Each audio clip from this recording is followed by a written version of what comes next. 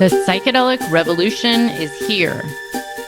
If you want to integrate your visionary experiences into your purpose, get clear on your entrepreneurial path, and help people while you do what you love, then this podcast is for you. Welcome to The Psychedelic Entrepreneur, Medicine for These Times. I'm your host, Beth Weinstein. I'm a spiritual business coach, 3-time entrepreneur, and a lifelong student of psychedelics and sacred plant medicines. You carry your own unique medicine, and your medicine is what we need for these times. This podcast will help you to share your medicine so you can create transformation in the world. Listen in on conversations with psychedelic leaders, changemakers, and conscious entrepreneurs who are living proof that a better world is possible when you follow your heart and live in alignment with your soul. Hello, everyone. Welcome back to Medicine for These Times. I'm so excited to have Dr. Dave Rabin here with us today in upstate New York, right down the street from me. Hi, Dave. How are you? Good, thanks. It's so nice to be here with you, Beth. So good to do this interview again. So I just want to let people know, I actually interviewed Dr. Dave at Psychedelic Science, and it was this great discussion. I got an Apollo to test, and then somehow in the internet world, the interview was lost and not usable. But I'm so excited to have you here now, because now I've spent at least, 4.5 weeks hanging out with an Apollo Neuro. And wow, I am really excited to have the audience learn about this and your path. And I will just give a little introduction. I had worked with the Apollo while under the influence of sacred plant medicine in Peru recently. And so we're going to get into that too, because it's just fascinating what you've done here. But let me tell the audience a little bit about you. So Dr. Dave Rabin is a neuroscientist, board-certified psychiatrist, health tech entrepreneur, and inventor who's been studying the impact of chronic stress in humans for over 15 years. He's the co-founder and chief innovation officer at Apollo Neuroscience. In addition to focusing on integration therapy, plant and natural medicines, couples therapy, and medicine-assisted psychotherapy, Dr. Dave specializes in treatment-resistant mental illnesses, including depression, anxiety, and PTSD, psychosomatic disorders, personality disorders, chronic pain disorders, insomnia, and substance abuse disorders using minimal and invasive treatment strategies. He's always been fascinated by consciousness and our inherent ability to heal ourselves from injury and illness. He has done a lot of research. I will let you speak into it because I want to hear your story. I want the audience to hear about you in your own words. So, what's your background and what led you to even get into neuroscience, psychiatry, and then, creating this device? And what is your relationship with psychedelics and medicines yourself as well? For sure. And again, it's such a pleasure to be here with you again. Thanks so much for having me. I think my journey started perhaps a little bit younger than most people's, because the very first time when I was a kid, I used to have very vivid dreams. And dreams are often thought of as, especially in the meditation, yogic, Ayurvedic, and Eastern world, and even the tribal medicine world, dreams are thought to be some of the very first psychedelic experiences that we ever have as humans. And of course, I didn't know anything about that at the time. I was, between the ages of 4 and 7, but I remember having very vivid dreams, and they weren't always good or bad. Oftentimes they were just neutral, but they were so vivid and real that I would find myself referencing them in regular waking life. And in conversation, I'd be talking to my brother and I would mention something that we did together, and he'd be like, "What are you talking about?" And I'd be like, "Oh, instant recognition. You weren't there. That happened at night in a dream." And that was really interesting to me. Over time, after I started going to school as a kid, I, like many people, school introduces a lot of unknowns and stressors into young children's lives. And I started to have more hard dreams, nightmares, and things like that. And so I went to my parents and I said, "Hey, parents, what are these things that I'm experiencing at night?" And they said, "Oh, don't worry about it. They're not real." And, as a kid, I think the main reason why they said that, which, makes sense to me now, is that they were just trying to make me not afraid of going to bed. And I think that was helpful. At the same time, I kept having them and they kept feeling very real. And what that did for me is it started to make me question, what is the meaning of this word real, right? Like if the adults say that real is only when we're awake, but I'm experiencing what feels real when I'm sleeping, then perhaps there's more to this word than people are letting on. And, maybe that's something interesting to look into. And so over time, that kind of like spurred my interest in consciousness and meaning making and reality from a young age. Although, of course, I didn't really know what I was interested in. I didn't have the words to describe it, but it kind of like, sowed that seed in my brain. And then over time, I just started to, read psychology, neuroscience as a teenager, and then started to work in some neuroscience labs and started to realize how amazing some of the work was going on, and how it was changing the way we understand life itself and what it means to be human and what we're capable of as human beings. And ultimately, that led me down the path of becoming a clinician, a doctor. And I really wanted to study, how do we heal and what kinds of things make us sick and what kinds of things make us, grow and become stronger as human beings and really find our full potential. And then I worked with some really inspiring scientists. I had great mentors. I was very privileged to have great mentors through my training. And that led me down the neuroscience PhD path and studying chronic stress and aging, and then on the cellular level. And then in 2012, I actually had a very good friend. I wasn't even thinking about going into psychiatry, but I had a very good friend from Pittsburgh, and she always knew she wanted to be a psychiatrist, or at least for a very long time. And she kept telling me over and over again, she's like, Dave, you really should become a psychiatrist. You make a great psychiatrist. And I was like, whatever. Psychiatry at that time was one of the least respected fields of medicine. And a lot of the other physicians, considered psychiatry to basically be guesswork. And so it wasn't really appealing to me. I was planning to become a neurologist or an ophthalmologist or something more along those lines. It was more in the hard sciences and had, a rigid framework around it. And then my friend sent me an email in 2012 with like 10 or 12 of the most exciting papers that have been published in the psychedelic research space.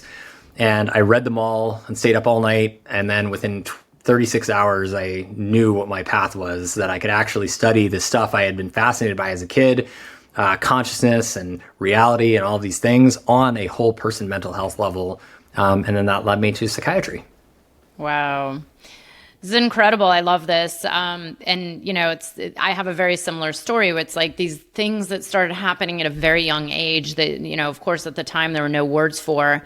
And to now look back and see like, wow, here I am doing what I knew I was here to do at age 7, or age 8. But let's talk a little bit about, how you got into Apollo Neuro and creating this little tiny device and what inspired it. And then also, we'll get into first what it is and what inspired the creation of this, like with your work or your own personal experience. Yeah. So first off, it actually ties to the first part of the story I was telling you. So first off, Apollo, you can see me wearing it here on my chest. It's a wearable device that delivers soothing vibrations to our bodies that can be worn anywhere on your body, that gives us a sense of renewed safety and what we call in the therapy space embodiment. So that means it's just being centered, having our minds centered in our bodies, and being present in the moment.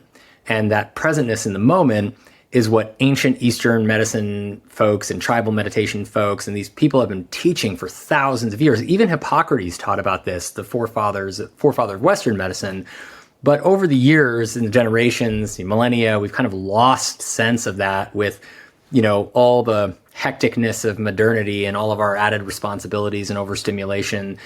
And so I realized that we had kind of lost this in the healing world, and that this was something that was really interesting to me, because whether you look at I've always been interested in people who have illnesses that are not responding to the standard Western treatments, and that whether it's aging diseases like dementia or macular degeneration that result in blindness or loss of our brain function, memory, or whether it's PTSD or depression that doesn't get better with medication and therapy, there is something about these folks that are not responding to the treatments we have available.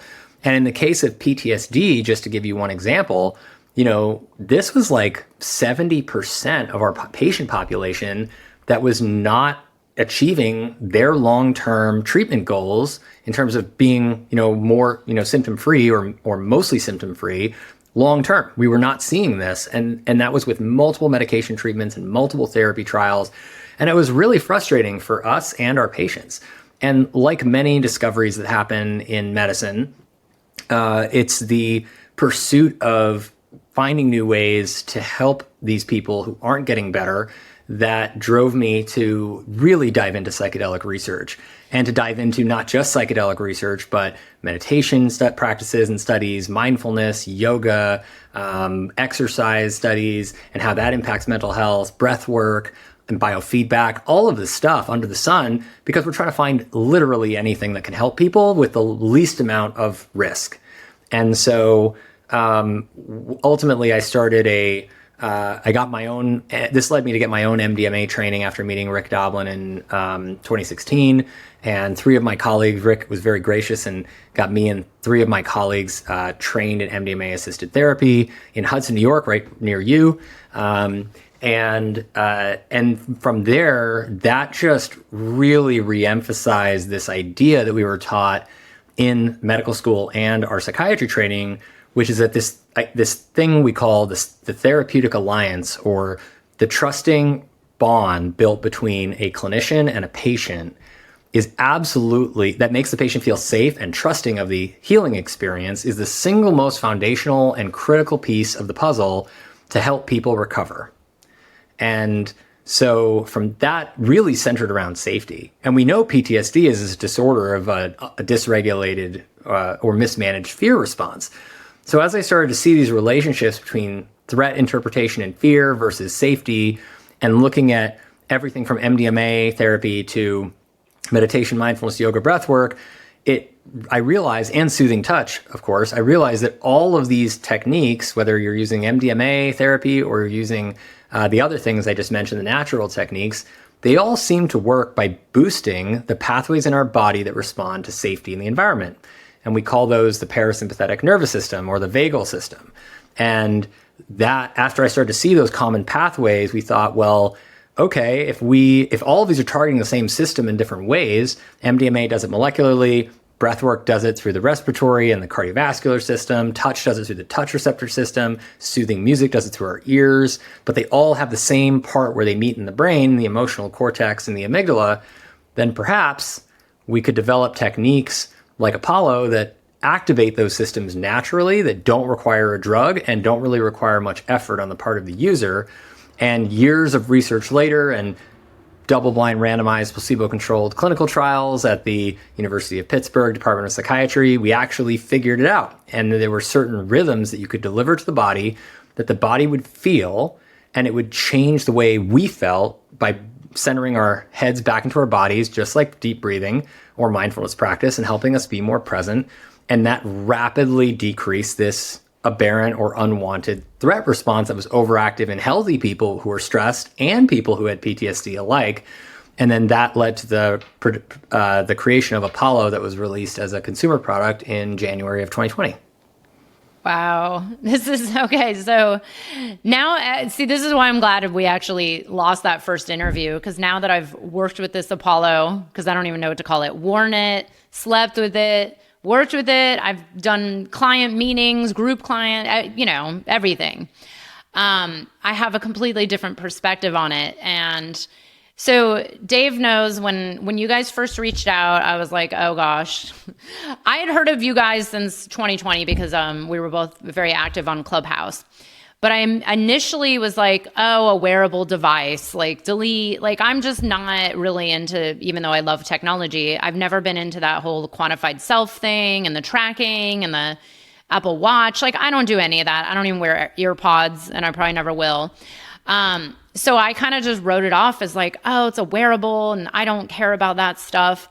But then when you reached out to me, I don't know. I think we forwarded it to my podcast producer, and she was like, oh my God, I cannot live without my Apollo. And I was like, what? And so she's also a friend of mine, and she's also a former client, and she's had a lot of chronic health issues. And she had mentioned how great this Apollo is. She doesn't go anywhere without it. And I'm like, what? Let me look into this. So my own experience of it has been, it's been interesting. And then I, at one point, was like, what the hell is going into my body right now? Like, I hope this isn't messing with my brain. But I have to say, I've slept really well. I've had some very intense dreams. When I wore it down in Peru on my retreat, I was sleeping for it was a retreat, so sleep is a huge part of it. But, 10 hours at a time, like really deep sleep. And now that you explain it as connected to, these physical responses in our body and our brains, and that feeling of safety and centeredness, which to me, I've talked about for years, and I mentioned this to all my clients, seems to be the root of so many problems in our society. It's not even just, treatment-resistant conditions or PTSD, but even, me dealing with, let's say, a regular client who's starting up a business as an entrepreneur.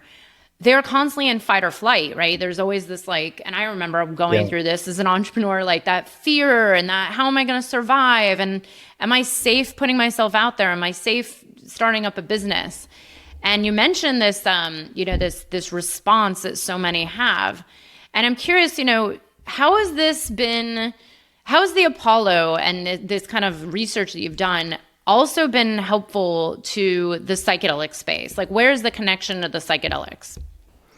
So full circle, right? The Apollo was really heavily influenced by psychedelic medicine. I think I can safely say that without understanding and having the direct in-person training with MDMA-assisted therapy and really seeing how MDMA works to treat people who have never responded to treatment ever for PTSD, it just made it really, really clear how important safety is. It just, we knew it was important, but it was taught to all of us as clinicians, but it was even more emphasized in the MDMA training because psychedelic medicines like MDMA help people feel safe enough to be vulnerable with their deepest, darkest secrets and fears, right? The stuff that can be so painful to remember that we've buried it deep down, so deep down that perhaps we don't even remember it, right? Consciously, we can't recall it because we've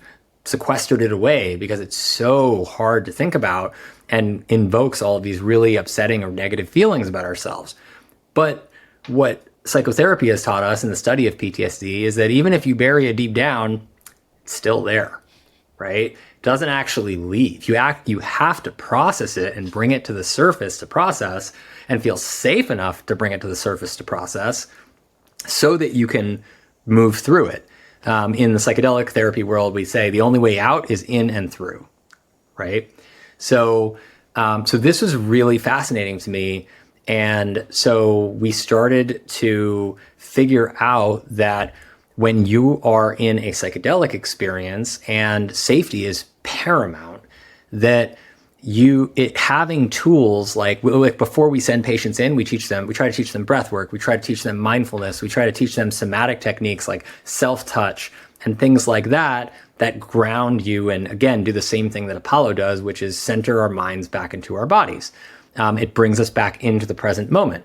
And when we saw how powerful those techniques were and that they're taught in virtually every single psychedelic-assisted therapy training, that doesn't matter what drug you're using, that these can completely transform somebody's psychedelic experience. So when we started to see that, we had released Apollo into the world as a prototype first between 2018 and 2020, and then as an actual consumer product in 2020, we realized that people were just using this in psychedelic therapy.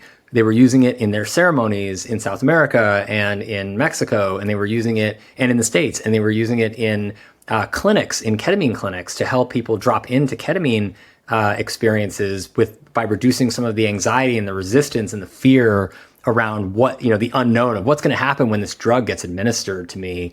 I'm not necessarily super comfortable with what change might come or what I might be exposed to, even though it's just part of me. There's still a little apprehension anxiety, and that anxiety creates resistance, and that resistance prevents people from having good experiences.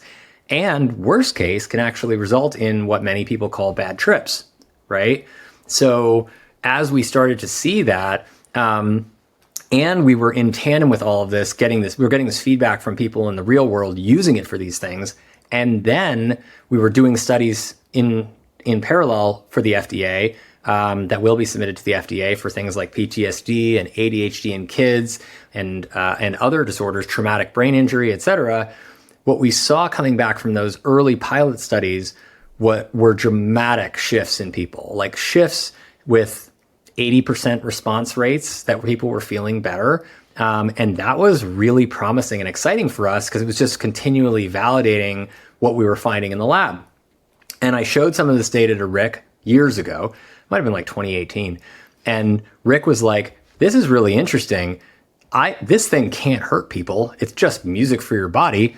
In the MAPS trial, we can't do anything for people after they're done with the trial. We don't have any, the trial protocol specifically says after their 12 weeks of MDMA therapy that they continue to follow up with them and ask them how they're feeling and do surveys, but they can't give them any recommendations for other things they can do.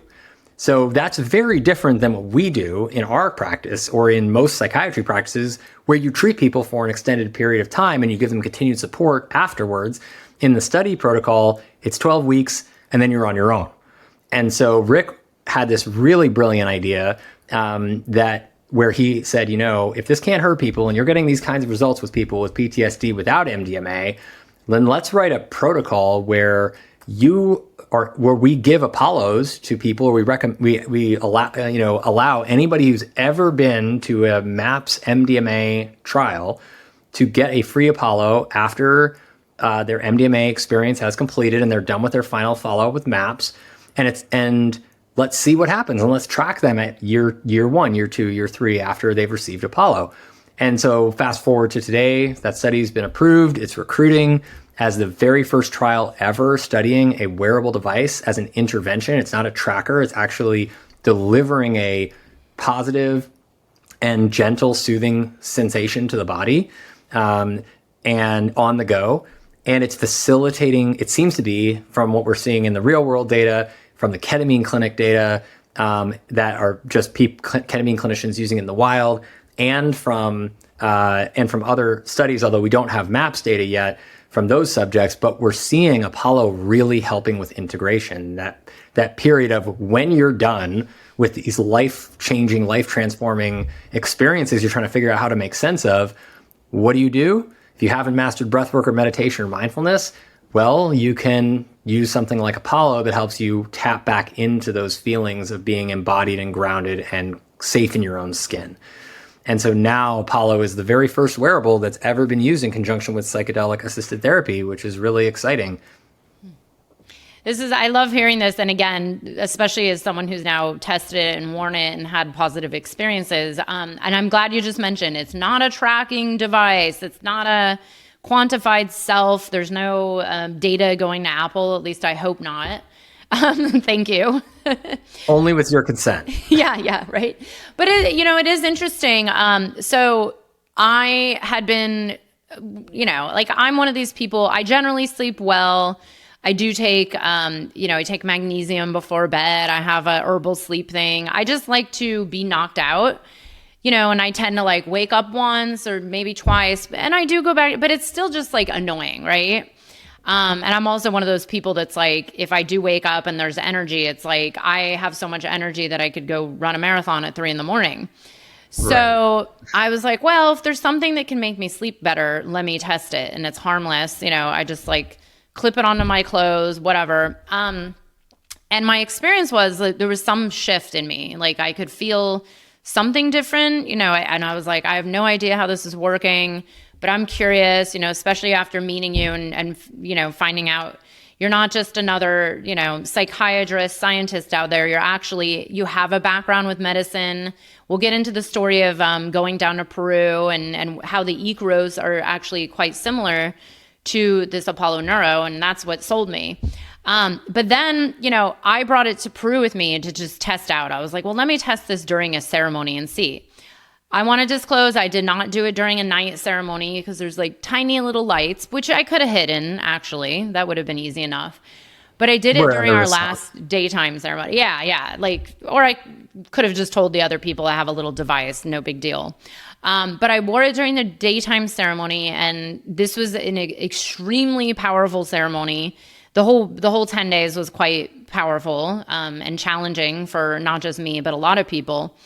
And during the initial onset, which is always the most challenging, the first hour and a half to 2 hours, going through the waves and, allowing things to move. But it was definitely, there were other people having challenges. I put it on during a moment where I was like, whoa, am I going to make it through this one? It's our last one. It's really challenging. And I put it on and I was like, well, let me see if this could, I don't get caught up in fear too much, but once in a while I still do, because I'm so used to the fear that I know now it's like not really real and I'm able to soothe myself. But sometimes the mind, especially under the influence, will loop right into these worst case. Happens to everybody. Yeah. So I put it on and it was weird. I could actually, it's like I could tune in on a different level. I could feel like, oh, there was kind of this knowing of like, oh, this reminds me of being rocked as a baby, even though I have zero memory of being rocked as a baby. But it was that same feeling. And, I could feel this in my nervous system kind of, and also maybe diverting my attention from the mind making up worst case scenarios and diverting it to, the one place in my body where it's like, oh, okay, the soothing, kind of like also the same thing I do when the curandera I work with, she allows people to sing. She actually encourages singing, and a lot of us know her music. So when I've noticed when I sing, and again, this is science, it's like vagus nerve stimulation. When I sing, it takes my mind out of the doomsday thinking of like, oh my God, something's wrong because this medicine is so intense right now. And it brings me into this place of like grounded, mindful safety, where my nervous system is just almost on autopilot of like self-soothing, like a vocal, because again, I've done a lot of vocal work around like how to actually, somatically calm the body with your own voice. And I was like, wow, this is the same thing, but it's just it's like a slightly different mechanism. I just didn't understand the neuroscience, and I kept having this image of like, are there like waves going into me? But of course there's always waves going into us, right? But I want to have people hear the story of how, like plant medicine, ayahuasca, Icaros influenced your path to also, this research and finding this Apollo Neuro. I'm curious how it's interconnected. For sure. So this is a good segue because you're familiar with Om, right? Mm-hmm. Very. So what is Om? Om is a tone that we can each make ourselves that is relatively similar between human beings. Maybe the pitch is slightly different depending on your size and shape, but in general, it is a almost universally calming experience of frequency in the form of sound generation that we create internally just by making the intentional decision to say or hum Om, right? And the reason why this has existed for thousands of years and perpetuated, and why people still use it as a mainstay for calming and meditation and yoga, etc., is because, and this is not the only version of this, there are Gregorian chanting and there are Tibetan monk throat singing and chanting. All of these different kinds of things induce certain wave patterns of what we call resonance or harmony in the body, between the brain and the body, and between our heart and lungs, and in our whole nervous system. It creates harmony. And harmony is effectively, simply put, if you imagine our brains and bodies together as one system, like an orchestra, right? And that orchestra can play in tune or out of tune, or in time and rhythm or out of time and rhythm. And for anybody who's heard a band or an orchestra play, if they are out of tune or out of rhythm, even if one of those things matches but the other doesn't, it sounds absolutely horrible. And it's really hard to listen to. And that is what we call dissonance, or the opposite of resonance and harmony. And that is what we as human beings are experiencing on almost a moment-to-moment daily basis with all of the incoming information that we're overwhelmed with, including emails and responsibilities and our children screaming or our friends' children screaming or the news or whatever it is. All of it, construction sounds outside, right? All of it creates dissonance. And that's why music that we hear, that we like when we're working or doing something, puts us into what we call a flow state. Flow is mind-body harmony or resonance. So that is fundamental to the understanding of why all of these techniques that involve the production of or listening to sound work on the body to induce states of calm. So that's kind of the framework. Does that make sense? So then the second step is that in 2017, I grew up as a musician. I was never particularly great at music, but I really loved it. And I always, as I got older, I stopped playing music that much myself, but I started doing more singing, and I sang an a cappella group in groups, multiple groups in medical school. I really love singing. And I just noticed, it had this really great calming effect on me. And over time, I started to study music and the neuroscience of music that really kind of led into and very heavily influenced the discovery of Apollo. And around 2014 through 2016, I started to become fascinated. I became familiar with psychedelic research in 2012, but a few years later, I started to become fascinated with the way tribal cultures use music, like the Shipibo people in Peru, and how they use music, literally live generated music that they're singing specifically to the group and then specifically to an individual to effectively change or modulate the experience and their state that they're having under the influence of something like ayahuasca. And again, these are traditions that are thousands of years old. And so as I started to read more about this and read Jeremy Narby's work and some of the other people that he's interviewed, these very famous and well-spoken, well-regarded indigenous tribal shamans, I started to just become absolutely fascinated. And the fact that this was live generated, right? They're literally, the shamans have trained through oral tradition mostly, and through their practices of interaction with the plants, to intake information from what's happening and read the energy of the room effectively, and then generate sound vibrations that they're singing to the room, to those participating. And so as I started to read about that and become fascinated with it, I said, I have to understand what this is. And so in 2017, I led a research trip with a group of researchers from Yale and NYU and a couple other folks down to Peru, and we went to study Shipibo tribal medicine. And we were able to sit in ceremony, this incredible privilege of sitting in ceremony with 5 lineage-trained shamans who were not just singing individually, they were singing in harmony together, and to feel what it was they were doing firsthand. And from having those experiences, it was just one of the most powerful experiences. And you don't even need to be under the influence of ayahuasca to feel what they're doing with their sound waves, right? It's just, there's something about what they're doing that is doing something regardless of the drug, the medicine. And that just reaffirmed, again, a lot of these ideas that I had about music and sound impacting the body. And then this was in the early days of Apollo and working on Apollo. And so when we started to experience that and see what they were doing, and then see that other shamanic cultures were also doing similar things, we just started to pull at those threads. And as we started to pull at those threads, we started to realize that there are certain rhythms in the body that were in the Western world discovered through biofeedback, which is that heart and lung resonance, that is, 95% of people healthy people who get thrown into a biofeedback setup within 90 seconds achieve resonance between their heart and lungs without really having to do anything except sync their rhythms. And that rhythm they sync to is between 5 and 7 breaths per minute for almost every single human being.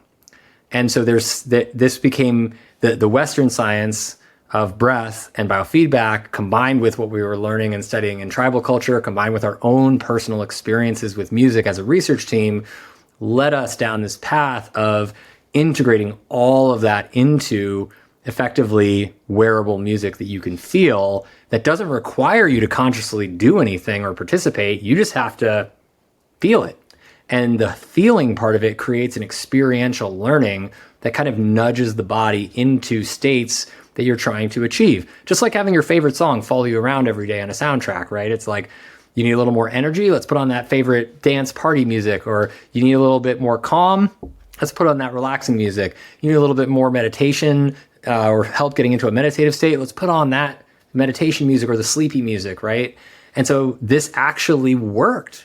And it was the first research project that I worked on in my entire career that actually worked, and worked not just in healthy people, but worked in people who had very challenging mental illness issues.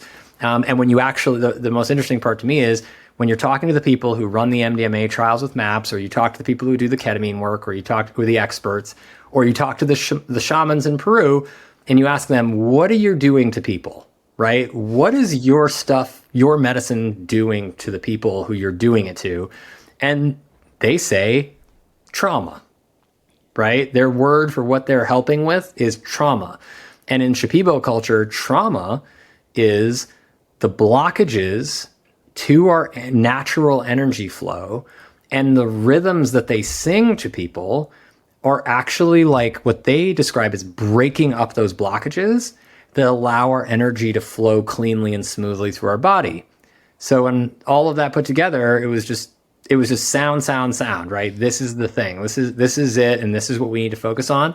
But maybe we can deliver it not through the ears. And then we started testing that, and then that became the wearable music that is Apollo. Thank you so much for sharing. I love this because, I've been deep on this path for a really long time, and been doing a lot of like somatic work and voice work and meditation and, just all the things, nervous system regulations, grounding exercises. And, they've all been such great medicines in addition with the medicine, like sitting with shamans and doing all these other tools as the integration, as the day-to-day. And as I'm sitting here listening to you talk, I'm like, wow, it's just so fascinating that we're living in 2023 and there's this reality. I always remind people, like, we can't, even though we all know like ancient wisdom traditions are pretty much like the answer, right? It's like everything circles back to the way it was always done. But here we are in 2023 with these tools at hand. Like, we have these electronic devices, and why not have modern day tools to help us function better, live happier, be more joyful, feel safer to go, share ourselves and follow our path and get along with others. I find it really interesting because as someone who's like resistant to technology, even though I love technology, I've been online since 2014, 2013. There's that part of me, and I'm, who's been like skeptical and like, oh, I don't know, I just want to do things the way they were always done and just connect with the plants. But then we live in the 2023 right now, and then obviously into the future. Hey everyone, just a quick break to remind you that the True Path Entrepreneur Group Mastermind Program is open for enrollment now. We start at the beginning of 2024 in January, but we are starting to take applications now. If you'd like to learn more, you can check out the Mastermind webpage on my site at bethaweinstein.com/mastermind. This is a 12-month group community-oriented mastermind program where you learn how to start, grow, and get clients in your business so that you can help more people, make a difference in the world, and do work that you absolutely love. This mastermind program is designed for new and early stage coaches, healers, psychedelic entrepreneurs, therapists, and anybody who wants to do transformational work in the world and wants to learn the exact steps you need to know to grow your business to the next level, to be able to share your unique medicine and make a difference in the world. So again, that's BethAWeinstein.com/mastermind. The True Path Entrepreneur Group Business Coaching Mastermind Program is open now. I'm curious, what has the reception been? You guys had a very amazing presence at Psychedelic Science. You've been doing online marketing. You've been kind of out there with your own podcast, doing podcasts. What is the reception of people in this space, like in the psychedelic space or even the therapeutic space? And are people like me and my podcast producer, are we the early adopters still? Is this like just the beginning? Because I do want to say, with the way the world's changing and the acknowledgement and realization that we have all these ancient tools at hand, I've been saying this for years, like the power of sound and voice and, anything like internal soothing mechanisms, breath work, they've all grown so much in popularity, I think, because people are finally realizing, wow, these actually work and these will help me. And people, I think, when they hear this are more willing to try. But yeah, what's the reception been as a business owner? How has it been for you guys? I mean, the reception's been very good. We have over 100,000 users in the last 3 years, which is pretty phenomenal. People are really digging it. They're, constantly writing us, week over week. We get feedback from people from the community that is unprompted. It's literally people writing to me or writing to our team, telling us about how they can now socialize with their family or a family member can come to dinner and hang out for an extended period without feeling stressed or anxious. They can go out and hang with their friends. They can work a job where they haven't worked in years. They're no longer in emotional or physical pain. They're no longer addicted to X drug, right? And so I think as an addiction and trauma psychiatrist, to me, the drug stuff, the decreased reliance on tools outside of us that are not natural to within us is actually the most promising, because if you can give somebody a stimulus that's natural, like sound, that reminds us that, what all the ancients have been telling us for a long time, from Hippocrates to Ayurveda to Chinese medicine to tribal medicine, the medicine's right here, right? It's not out of here. It's not outside here. It's here. And it's our denial of that actually makes us sick, because then we externalize all our power. We give it away to something that we feel we then need to put inside of us to feel good or to feel like ourselves. And that is a lot of the psychosocial emotional reason for why we're sick. And if you go back to, Kundalini is a great example of that. The word Kundalini actually means, and I relearned this full understanding of this term recently from an expert yogi and friend, Katie Silcox, who explained to me in a way I've never heard it before, that Kundalini means that which is asleep within us, right? And that which is asleep within us, which awakens in certain powerfully safe experiences that facilitate healing and transformation, is our recognition of our own divinity, right? That we are never alone. We are always connected to something bigger than us, and that we have the power within us to decide our future by learning how to use all this good stuff we're born with, right? And it's that simple recognition, which is so really simple, really simple when you break it down, that we are inherently divine, just by nature of being born human on this earth in this life, that we are connected to all that is holy or all that is bigger than us, right? Everything, the universe, etc. That recognition, that understanding is what radically amplifies our sense of empowerment, our sense of independence, and our ability to recognize that we can heal ourselves, which is one of the single most important things about being human. So to me, like that that is kind of where it all centers around. And the psychedelic community in particular and the meditation community have been incredible supporters of Apollo because they see Apollo as the tool that helps to illuminate people to that realization, right? It's the idea of what a lot of Tibetan monks describe as the path to enlightenment, which is literally right in front of us in every moment. It's always there. Just requires this concept of illuminating ourselves, right? It's illumination is the idea that we start to realize that we are inherently divine, or that we could be inherently divine, that we're special and connected to everything, even though we might have been taught that we're not. And so it's tools like Apollo and tools that are like our breath and our movement and what we direct our attention to and what we do with ourselves and our intention, where we put our human energy, and thinking about that and being conscious and mindful of it is really what allows us to level up and transform as human beings.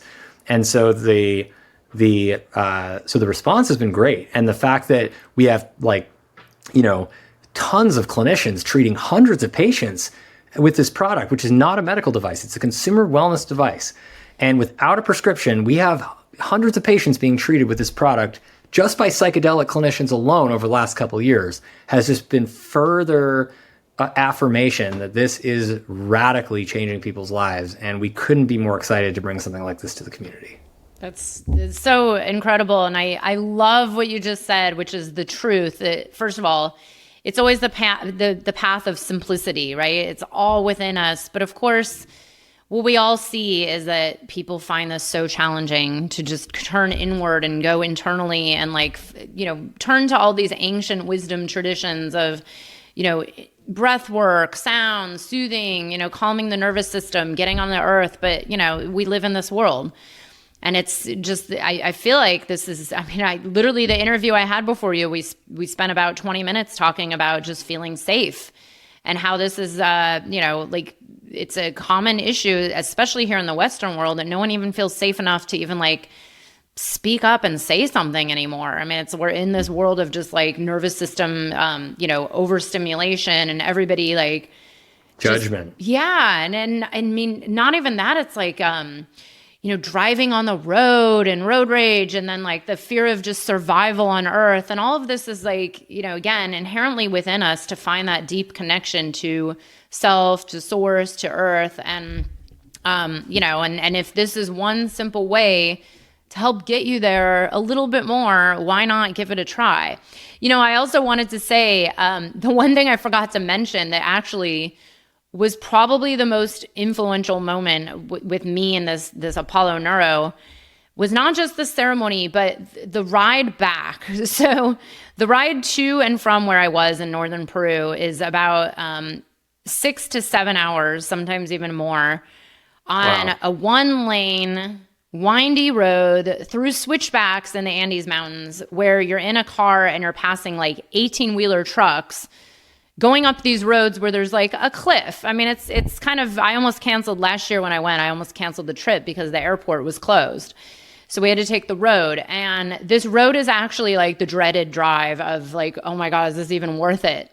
But all of us, who go there are yes, it's so worth it that we're willing to be totally freaked out on this crazy drive for 7 hours, where, by the way, the drivers are locals. So for them, this is no big deal. And they drive like race car drivers. It's really intense. Been there. So I wore the Apollo Neuro. And at one point on the way back, when I could actually still feel medicine in me from the day before, I was, just not in the best place. I was still kind of high, and I driving this crazy downhill, windy road. I turned it on, and everybody I was with was I'm going to be sick. People are maybe we should pull over. And I was sitting there in the middle, in the hump of the back seat, laughing. And I was why do I feel okay? This shouldn't, because I totally get anxiety from things like that. I don't do well on long drives to begin with, and I don't do well on long, windy, roads with a race car driver and, that doesn't speak English on top of it. And I was like really calm and I was actually okay. And I'm like, I think this thing is really working. Like that was the highlight. Yeah. So I'm so glad you guys have put this out there and really gotten your voice out there and are speaking about this. And, you know, I'm going to tell my clients, I actually was like, maybe I give this to all my mastermind clients the first week they join as just, you know, like, hey, this is a requirement. You have to use this throughout this journey of 1 year together. Maybe I see what happens. Yeah. I mean, I think it just goes back to the fact that like, our bodies, it's just learned behavior, right? So our bodies have learned to be stressed. And when we learn anything and practice it over time, even if it doesn't serve us, we get really good at it. And that's what got Eric Kandel the Nobel Prize in 2000, was discovering the origins of learning and memory, and that they are highly conserved for over 300 million years, right? They're not unique to us. And so if we understand that they go back long before humans into ancient primordial sea snails that have, you know, a fraction of the neurons that we have, that there are also ancient ways that help us to evolve, that we've evolved to tap into the opposite of that fear response, which is safety. And that the body knows what to do in the situations that are not actually a survival threat. Like arguably driving down that road is on the fringe of survival threat, right? But you're also not driving and you're kind of out of control of that situation. So do you spend your entire time in that car for that 6 or 7 hours thinking about all the things you're out of control of, so that you feel even more out of control, which then results in one of the chief symptoms of anxiety, which is racing thoughts and nausea? Or do you remind yourself of what you are in control of, which is that you establish trust with this driver? He's a local. You've trusted him to get you from point A to point B. And I'm going to focus on that. And I'm going to focus on my body. And I'm going to focus on what I can control in this moment, like my breath or how the feeling of this soothing vibration on my body. And then all of a sudden we can teach ourselves over time to rewire our brains around focusing on things we can control rather than things we can't. And that inherently is the chief tool that we use from a mindfulness standpoint of teaching people how to control their own thoughts and effectively their anxiety. The more time you spend thinking about things you're out of control of, the more out of control we feel. It's that simple, right? The more time we spend, on the contrary, thinking about things we are in control over, then the more in control we feel. And evolutionarily, feeling out of control is the single biggest reason for that feeling of anxiety. And one of the first feelings of anxiety is nausea. And it comes up right here in our solar plexus, right? So that is right where the esophagus basically meets the stomach. So that is a huge component of these practices that we teach people. But what we're finding now that's so exciting is technology can help, right? Technology doesn't have to be something that just gives you information all the time and tells you to do stuff differently. It can actually intervene.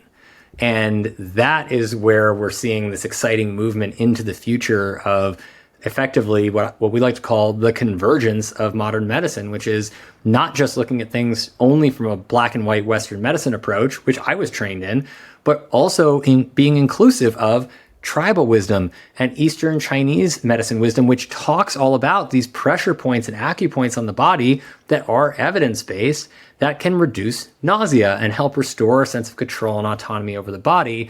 And you don't have to be a Chinese medicine expert to access them. You can use tools like Apollo that bring in to our lives some of that knowledge through experience and feeling. And that is, at least for now, our contribution to the community. So good. Oh my God. So much wisdom. I could do a whole episode together with you on like our society and this whole illusion of control and the need for control and how it's like just so much stress and anxiety. And, we see this, I hear this every day. It's like my clients, people that come to me, Same. Thinking like, oh, I have no meaning. I have no purpose. I'm trying to figure out some fulfillment in life. And then really it's like this deeper root cause, it's like this constant like, as they say, it's the rat race. It's literally like the spinning and the spinning and the spinning of these deeper root issues. And I spend the large majority, especially with my private clients, like working on these root causes, and very little at the level of like, oh, what are you going to do next in your business? It's like, no, we need to tackle the root in order to then just allow yourself to be your divine essence and flow through and be what you're here to do in the world. So, yeah. Dr. Dave, tell me, tell people where they can find Apollo Neuro, and anything coming up for you guys in the next, 6 to 12 months. I keep imagining having like a whole bed, like a mat version of it. I was like, wow, that'd be really nice to go to like get body work or acupuncture, and you're just laying there and you're getting like double dose. Or like a mat you can sit on during ceremony where it's like lightly vibrating and you're like, But yeah, what's next for you guys? So anybody who's interested in Apollo can check it out at apolloneuro.com or apolloneuroscience.com. That's APOLLONEURO.com. Or you can go to wearablehugs.com, which is what the kids call it. It'll take you to the same place. And I think what's next on the horizon that's exciting is, I should also say, if anybody's interested in learning more about the connection between psychedelic states and healing, understanding psychedelic states, understanding how technology and psychedelics come together, check out my two new shows, Your Brain Explained and The Psychedelic Report, which is your single source of truth for the psychedelic news. And you can find those both on Apple and Spotify. But I think going back to your other question about what was your other question? What's next? Oh, what's next? Of course. If you're developing any, like, I don't know, big blankets I can wear. No, I'm kidding. Well, so it's not actually. So what's next that's really exciting is really software focused, because when we built Apollo, we built a hardware. This is our first hardware device. And what's really interesting about Apollo, even though you mentioned that you were asking if you're an early adopter earlier. So what's really interesting about Apollo is that early adopters typically are not people like you. They're young men who are under 35 years old, who are trying to enhance performance and recovery or in the biohacking space. Mm-hmm. And that is typically does not include, not always, of course, there are exceptions, but the majority of those groups tend to not be women aged 25 to 55 who are looking to get better sleep. And it turns out over the years, what we've seen is that the gross majority of our customers are women aged 25 to 55 who are looking for better sleep, which is one of the main things that Apollo helps with. And we have some really exciting data on our website that talks about some of the preliminary results we've had around sleep and performance and cognitive and physical performance and recovery. But we've kind of crossed over the early adopter barrier. And the device that exists in the market right now, similar to a Tesla, the early Teslas, is capable of running much more complicated software than what we originally launched back in 2020. And so we've been very privileged with having an incredible team that we've run that has come to us and interested in working with us, that have come on over from lots of places like Apple and Google and Facebook, and people from Nike and Aura and places like that, who are just really excited about building this software that customizes Apollo to the user and upgrades the current device. You don't have to buy a new device. It literally upgrades your current device to just have rapidly expanded functionality that starts to be more automatic and intuitive and learns about you and then personalizes your experience to you, that requires even less time from you to do anything, right? So the first example of that is we just released a couple months ago as a membership program for iPhone users to start, which is called Apollo Labs. You can sign up for it in your app, and it's an annual membership that tests the first ever, from what I've seen, and first ever application of artificial intelligence to solving a public health problem. So what do I mean by that? What I mean is that we have a lot of complex public health problems that there are no solutions for. There's no medication solutions. There's no therapy solutions that work well. And what is one of the ones at the top of the list that many people all struggle with, that you mentioned you struggle with? Sleep. Unwanted middle of the night wake-ups. Oh, yeah. Right? Because if you wake up, if you actually get to the point where you're like consciously awake at 3 a.m. and you are already awake and have the energy to like run a marathon or go do a bunch of work, it is with racing thoughts or a fast heart rate, it is extremely challenging to meditate yourself or breathe yourself back to sleep. And those are the best techniques to this day that we have to fall back asleep. There's no medications that work well for that. There's no other technology that works well for that. But Apollo works really well for that. And we saw that in the first 3 years of people using Apollo, one of the most common uses was people would they'd fall asleep with it, and then they'd wake up in the middle of the night. And as they're just starting to come to wakefulness, they just reach down, tap both buttons, and restart the sleepy vibes. And that would put them back to sleep, and they wouldn't wake up.